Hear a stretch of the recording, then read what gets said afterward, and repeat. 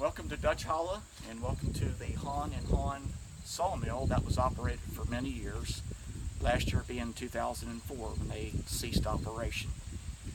This is the beginning of the saw process, and we get our logs lined up here on the ramp. They'll ultimately go onto the carriage here, and they go through the mill and are sawed into various sizes. It could be 2x4s, it could be 2x6s, it could be 2x8s, it could be inch lumber.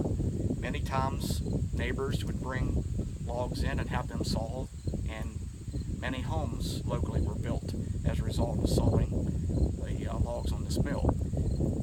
Business-wise, John and Wilbur would saw a lot of these logs for either cross ties, railroad cross ties, inch lumber, and they would load them on their truck after each day and take them and market them and sell these logs. What we have here is we have a wild cherry log. We have various types of logs. We have Scotch pine, we have a hemlock, and we have maple. And we will roll them off these two ramps. I don't know if you can see them here, but then this carriage will get lined up with the log.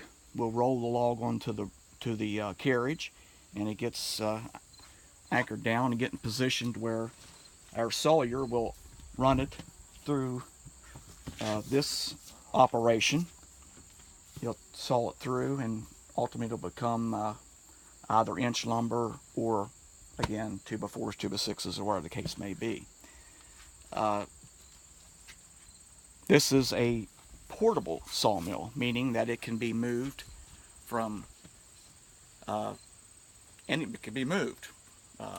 And actually this was moved many times over the years, and actually this became its permanent spot about 25 to 30 years ago, and this is where it remained until John and Wilbur ceased operation. It's all pretty much driven by belts. The main belt coming off the engine. This engine is unique. It's a 1948 Buick Roadmaster engine, and I don't recall exactly where John Wilbur got it at, but they've used this basically their whole life while they were in the sawmill business. We'll scoot around to the other side.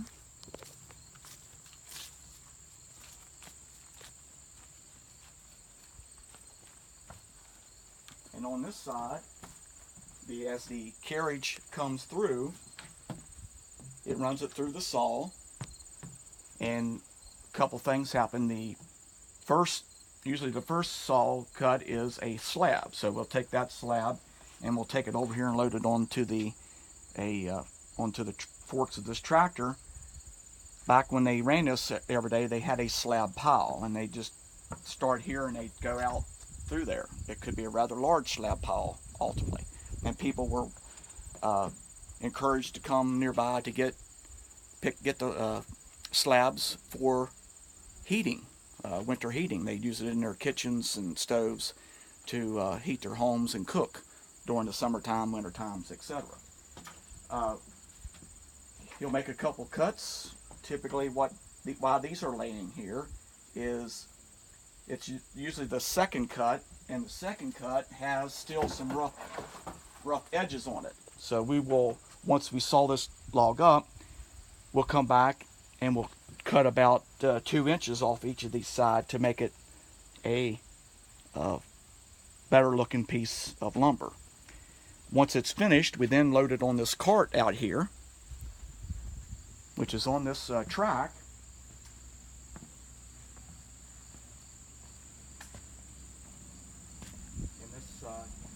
Cart is positioned back here. We'll load on here, and then we'll bring it out the track here, and then we just load it down here onto the lumber pile.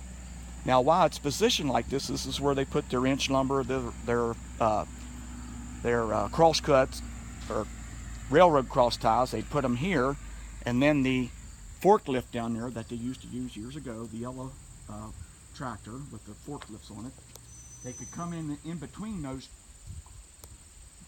these two rails right here and pick it up. They'd have it banded, they'd pick it up and then load it onto the truck. and then John would haul it to market. They get paid for this.